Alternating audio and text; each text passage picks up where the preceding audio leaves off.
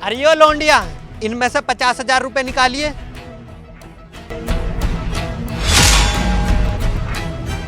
ये लो, ये आपके 50,000 रुपए और ये आपके बचे हुए पैसे।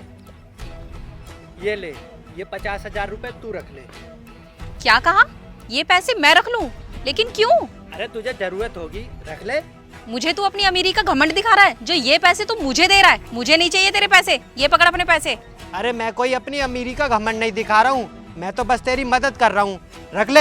ये पैसे तू कहीं से चोरी करके लेके आया क्या? जो ये पैसे तू मुझे दे रहा है? एरी लौंडिया, एक तो मैं तेरी मदद कर रहा हूँ, ऊपर से मुझे ही चोर बोल रही है। तो इतने सारे पैसे तू लेकर कहाँ से आया है? देखने में तो तू एकदम गरीब गवार लग रहा है। और अगर तेरे पास में इतना ही पैसा है ना, तो जाकर मॉल में से अच्छे कपड़े खरीद ले। खुद तो तू फटीचर बन के घूम रहा है और मुझे पैसों की धौंस दिखा रहा है। पूरे दिन में 100-200 रुपए की तो तू मजदूरी करता होगा और मुझे 50,000 रुपए देने की बात कर रहा है। अरे मैं कहीं से भी पैसे कमा रहा हूँ, तेरी मदद तो कर रहा हूँ ना।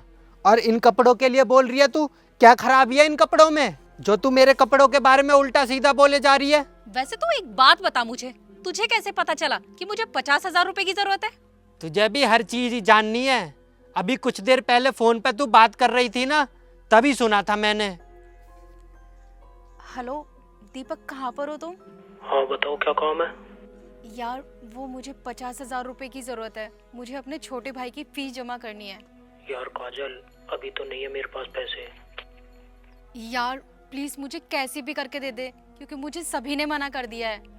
नहीं यार, अभी नहीं हो पाएंगे, सॉरी। अब मैं क्या करूं?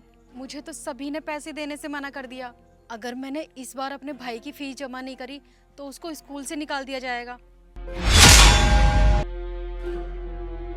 बस इसी वजह से मैंने सोचा तेरी मदद कर दूं, क्योंकि हमारे पास पैसों की कमी थोड़ी ना है। ऐसा क्या काम करता है तू जो तेरे पास पैसों की कमी नहीं है? अब मैं तुझे अपने काम के बारे में क्या ही बताऊं। मेरा एक काम तो है नहीं जो मैं तुझे अपने काम के बारे में बताऊं। अरे हम गांव के लोग हैं, हमारे पास बहुत सारे काम होते हैं।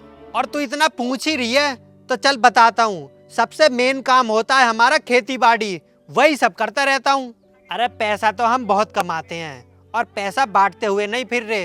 अरे वो तो तू परेशान थी, मैंने सुना, इसीलिए मैं तेरी मदद करने के लिए आ गया। और तू मेरे बारे में पता नहीं क्या क्या सोचे जा रही है, और तो और उल्टा सीधा और बोले जा रही है मुझे।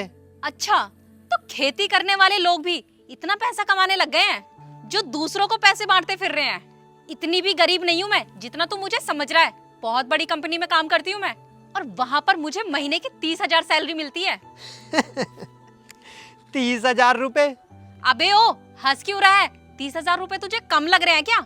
और क्या मैडम, कमी तो है। हम तो 10-15 दिनों में 30 से 40,000 रुपए अपने खेत पे खाद बिखेर देते हैं, और आप बोल रही हो 30,000 रुपए पूरे महीने में कमाती हो। अरे मैडम सोचो तो सही, हम तो सिर्फ 15 दिन में 30-40,000 रुपए की खाद ही बिखेर देते हैं अपने खेत में, तो 30,000 रुपए तो कम लगेंगे ही।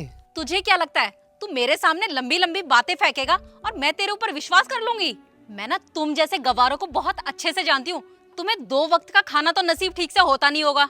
अरे लोंडिया, मैं तो तेरी मदद करने आया था, लेकिन तूने तो उल्टा मेरा जीना ही हराम कर दिया। मैं सोच रहा था तू यहाँ परेशान खड़ी है तो तेरी मदद कर देता हूँ, लेकिन तू यहाँ खड़ी खड़ी मेरी बेइज्जती पे बेइज्जती किए जा रही है। सही कहते हैं लोग, बिना मांगे किसी की मदद नहीं करनी चाहिए। मुझे तुझ जैसे गरीब की मदद चाहिए भी नहीं। क्या पता तू मुझे इम्प्रेस करने के लिए ये सब कर रहा हो, लेकिन मैं तेरे झांसे में आने वाली नहीं हूँ। ये पकड़ अपने पैसे और निकल यहाँ से। अरे काजल, तुम यहाँ क्या कर रही हो? ऑफिस नहीं गई? और सर आप यहाँ क्या कर रहे हैं? अरे अभिषेक, तुम इस गवार को सर क्यों बोल रहे हो? तुम इसे जानते हो क्या?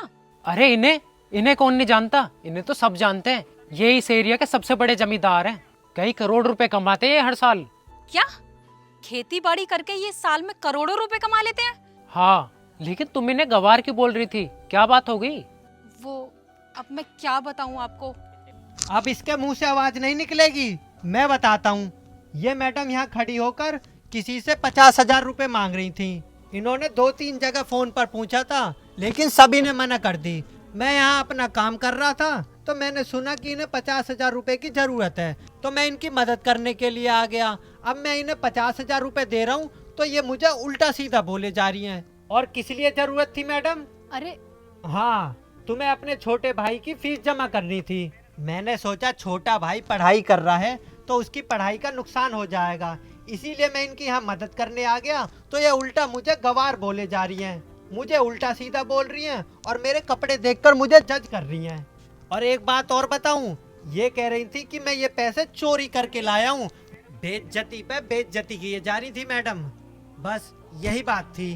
अरे काजल, सर तो तुम्हारे बारे में कुछ जानते भी नहीं है कि तुम कौन हो, लेकिन फिर भी तुम्हारी मदद करने के लिए आ गए। और तुम इनकी बेइज्जती पे बेइज्जती किए जा रही हो। सॉरी अभिषेक, मुझे सच में नहीं पता था कि एक करोड़पति इंसान है, वरना मैं इनसे इतनी बदतमीजी से कभी बात नहीं करती। सर प्लीज आप भी मुझे माफ कर दीजिए। देखो, कभी भी किसी इंसान को उसके कपड़े देखकर जज नहीं करना चाहिए। अरे हम किसान लोग हैं, अगर हम ऐसे कपड़े नहीं पहनेंगे तो कोट पैंट पहन के घूमेंगे। खैर, तुमने मुझे जितना भी उल्टा सीधा बोला, मुझे उस बात का कोई बुरा नहीं लगा। तुम्हें ये 50,000 रुपये की ज़रूरत थी तो तुम ये रख लो, तुम्हारे काम आएंगे।